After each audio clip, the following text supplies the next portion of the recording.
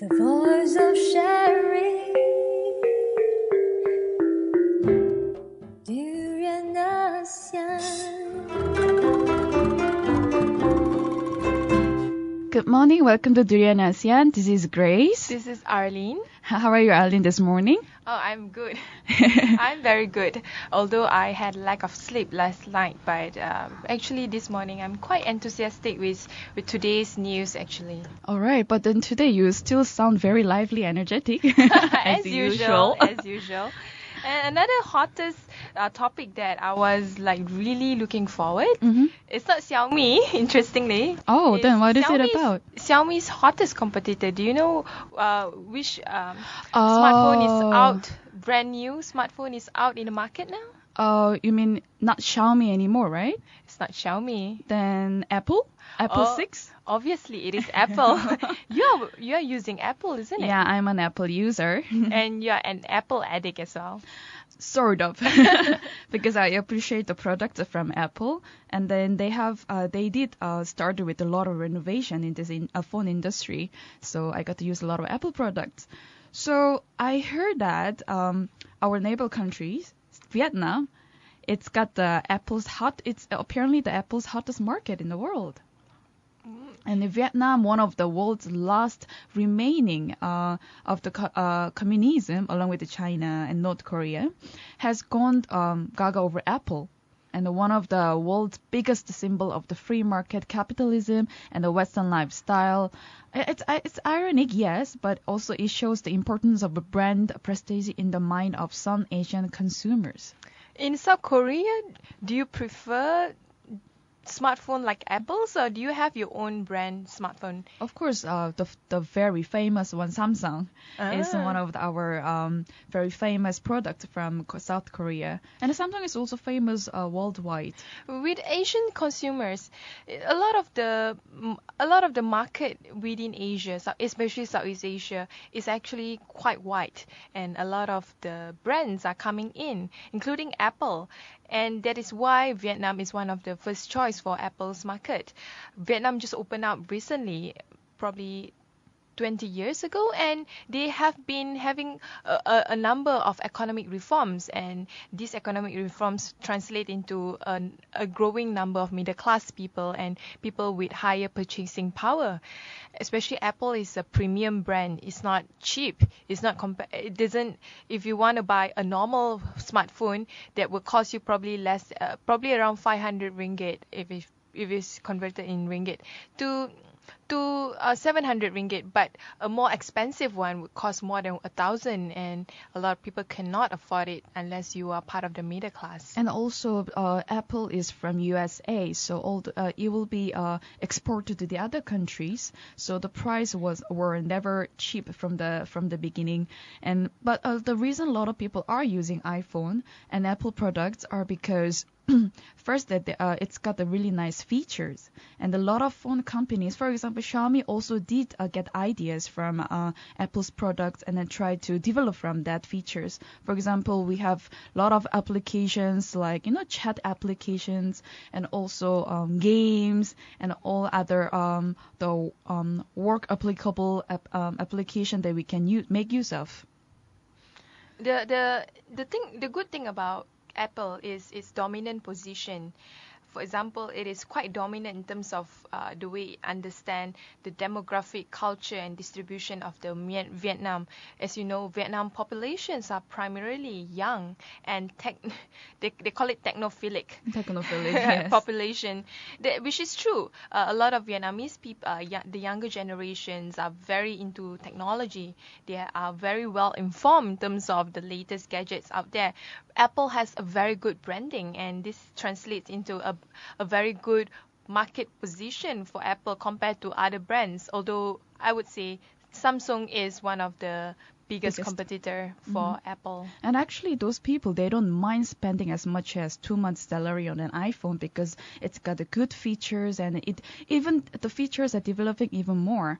So it is still innovating phone products in this industry. And in a growing economy, status is everything. When we are in a growing economy, you want to show that your lifestyle is getting better. And of course, when you want to portray a better lifestyle, meaning that you need to create a form of a certain status symbol, and iPhone and iPads of course are definitely status symbol that are highly sought after in countries like Vietnam. Yes. So we'll be getting on to the heavier topics later on. So we'll be back.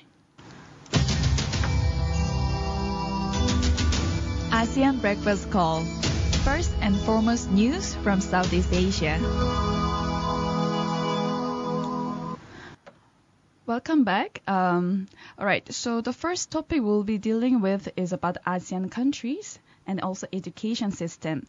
So ASEAN countries to discuss the strategic plan to strengthen education system around these countries.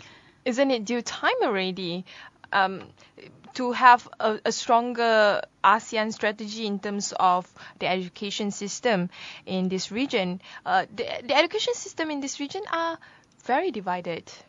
What do you mean by divided here? A lot of the countries, they have different priorities, and a lot of the countries, they also have different socio-economic background. So countries that are more poor, they are poorer, usually would allocate lesser budget on education. Hence, their focus on education is more lacking. Whereas countries like Malaysia and Singapore, education is one of the top priority for the government. It is also evident to say that different countries in ASEAN countries have different types of system when it comes to education.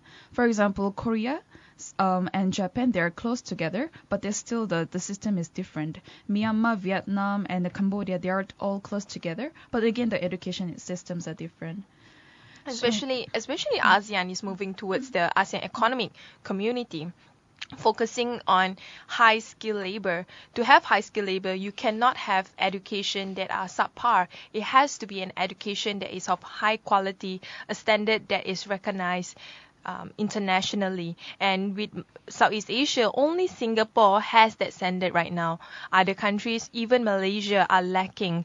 A lot of the students are facing a lot of problems, especially in terms of the command of English, in terms of the way they articulate themselves, their level of understanding on a certain issue or topic is very scant. So it's important for governments of all Southeast Asian to focus on streamlining a more high quality or high level education system.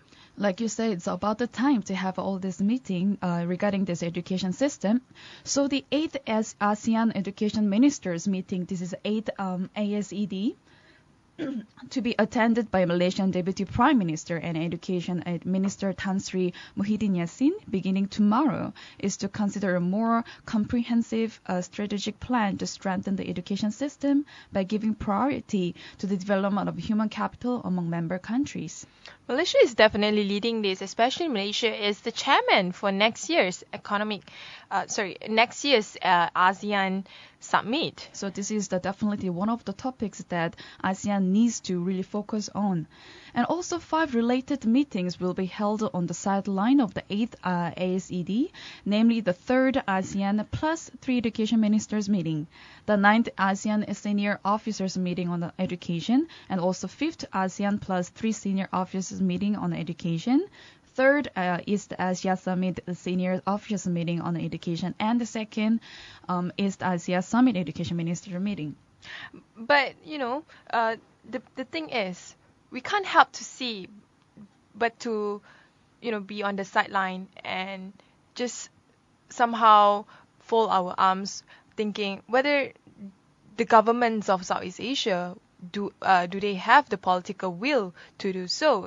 They have a lot of these different meetings. It's very high level ministerial meetings, but at the same time, when we look at a bigger picture, this very little progress that is happening within ASEAN in terms of pushing education as the main pillar or the main focus of creating this economic community.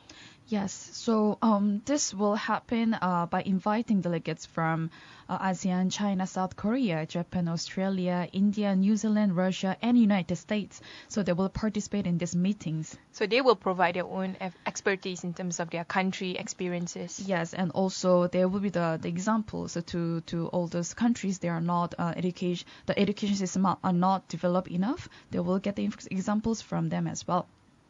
So moving on to the next topic, it's about MH17. The crash site is still unsafe despite the ceasefire, says Ahmad Zahid. So what's happening here is international prop teams, including from Malaysia, still cannot enter the Malaysian Airlines flight MH17 crash site in eastern Ukraine as it is unsafe. It is definitely a high-risk area, especially when civil war is breaking out there. And a lot of the height of the conflict is due to the proxy power involved in it. As in, like the EU the EU and US have great interests in the area of Ukraine, as well as Russia itself. And also, the Ukraine government has expressed the support for the Malaysian prop team to return to the crash site to conduct the investigation, and asked what if the prop team is still failed to enter the crash site. Zaid said, and there's a plan B to continue the investigation indoors in that around the area.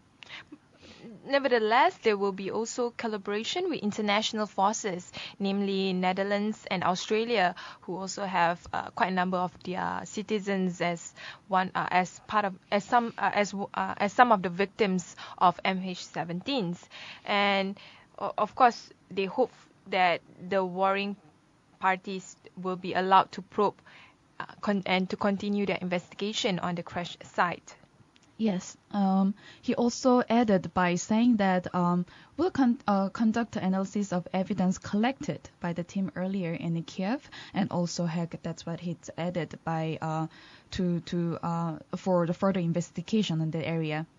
Earlier, we have discussed a few days ago on the preliminary report by the Dutch Safety Board, which was also being explained by our government on the MH17 aircraft, which broke up in mid-air after being hit by objects at high velocity. High velocity, as well as there were no indications that crash was due to technical problems or by action of the crew and the aircraft was certified fit to fly. That's why. So it was obvious that it was hit by a certain object from outside the plane itself. Who is the one responsible? There's still a question mark. Whether it's from the Russian side or is it from the Ukraine side is still something that is left for debate. And Malaysia is not choosing side on this because there's very little evidence showing either of the parties are involved. Yeah, it can also lead to misdelivering messages to public. So moving on to the next, another topic that we have here is 5 ex-ISA detainees in Syria. What's happening here is 5 former Internal Security Act ISA detainees are among 40 Malaysians who have joined up the Islamic State militants in a war-torn Syria where multiple factions are for the primacy. As we are looking at the news now, the 5 ex-ISA detainee that is in Syria right now, apparently all of them are Malay, and these are the photos that had appeared in one of the local newspaper, which is Muhammad Lofti, Zainuri, Muhammad Rafi, Samad Zid Zahari, among the 5 former ISA detainees who have gone to Syria along with Zainand, which unfortunately he was killed in one of the battles with ISIS. It's interesting that these 5 are also former Kumpulan Mujahid Malaysia. At one time, it was considered a terrorist group in this country, and while one of it were part of the Jamaah Islamiyah operative, and this is very interesting because another one is actually a past youth information chief. So when you look at a bigger picture, there's a lot of Muslim from the area. from the town area and rural area are bought into the idea that ISIS is an Islamic struggle. And also, one of them, whose name was Zainan, he was killed in the attack in Syria, which left the other 3 severely injured. And authorities believe all the former ISA detainees are still in Syria fighting for a militant group. And one of the sources said. And also, it is learned the 5, along with Zainan, were deeply influenced by extremely teachings and would often keep to themselves. And what is interesting is, for all these Malaysian jihadis, the way they function is they held meetings. They call it usra. Usra is an Arabic word for meeting itself, in random location to avoid detection. So they don't just like meet in one location, let's say in one mosque. They could have meet in cafe, mama, or in a mosque, or in someone's house, in a way that they knew that this is an extremist movement and they are already planning to attack and to fund the goal for the ultimate aim, which is to arm and fight for Syria. The goal is to fight for the Syria, but then the meetings they held was pretty open to public, isn't it? It is not exactly open to public, but what the authorities have surveyed, that they have met in locations such as Klang Valley, Puchong, Shah Alam, and Puncak Alam in Klang. And also those area, one of them is also Muslim. Muslim people are majority are Muslims there, right? So it seems like for the if you look at the bigger picture, there's a huge underlying radicalism that is happening within the Malaysian community right now. In fact, the next speaker in our ABC dialogue will explain more about this. So then we'll talk further in the next session. So moving on to the next topic, which is about the Philippines. So Philippines plan to give a Muslim autonomous zone to Muslim community there, and the president of the overwhelmingly Catholic Philippines proposed Wednesday to give Muslims in the south the ability to run their own government. So they are giving the power to Muslim community, and then actually the conflict there, it's been going on for some time. And it has been going on for some time, and they do not have the autonomy power prior to this in terms of dealing with local issues. And for the President Benigno Aquino to allow the region of Mindanao to be autonomous is actually one step forward towards peace. Because if you see in countries like, for example, China, they also have their own Muslim autonomous region. They understand that the Hui Muslim especially, they have different custom, different understanding of society, that it is important for them to allow to govern for their own local community. So, will it be right to say that they are approaching, stepping forward for this peace plan to get a little, at least get attention or support from USA? What's the relationship like between Philippines and USA? Because they are giving the power to Muslim community in the Philippines, in South area. The relationship between Philippines and the US are the strongest if you compare to other Southeast Asian country. And just because the Mindanao has a huge population of Muslims doesn't mean that Muslims there are against the US. Maybe perhaps some extremist group would be, but overall it seems like the Muslims there just want to have an autonomous region for themselves so that they can govern their own personal their community and their own matters. The same goes with areas like Aceh in Indonesia. They used to have a huge fight between the Indonesian army and the Aceh separatist groups. But after the tsunami in 2003, if I'm not mistaken, 2003, yeah, that's where the Aceh, the Indonesian government realized they cannot prolong the conflict. They should somehow pack a peace deal, and the peace deal is to allow the Aceh people to govern their own matters. So what does exactly happen when the one community actually can have the ability to hold the power within the community? What are the benefits do they get from the nation itself? It is still the same government that they fall their allegiance towards, which is the Filipino government. And in the context of Indonesia, is the Aceh people still see themselves as Indonesian as a whole, but when it comes to their own region, their own territory, what is different is they have their own local laws that society needs to abide to.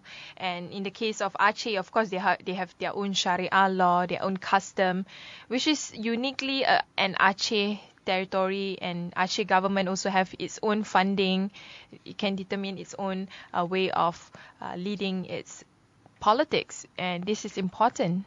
Yes, and also draft law submitted by President Benigno Aquino III to a Congress fleshes out a peace deal signed in March by the country's largest Muslim insurgent group, the 11,000-strong Moro Islamic Liberation Front. And in addition to this, at least 3 smaller Muslim rebel groups in the southern Philippines opposed the autonomy deal and have vowed to continue fighting for the separate Muslim homeland. So they are looking for a peace deal with MILF. Yes, they do. And also, the autonomous zone, which generally covers 5 provinces, would replace an existing one seen as a dismal failure. The new plan grants much more autonomy to the region itself, and also Aquino's government also has promised to pour 17 billion pesos, which is $389 billion, in special development funds over the next 5 years into the region. I'm sure MILF will be happy with this. And they will have a lot of benefits from there as well, which has been stunted economically by the long-drawn conflict. That's interesting to see how MILF will develop from this. Yes, so and also we're looking forward to hear more news from this Philippines and also this Muslim community gaining the power to own to govern their own community itself. So I will say that's the end of our news commentary. So we'll be back for our brass from the grassroots soon.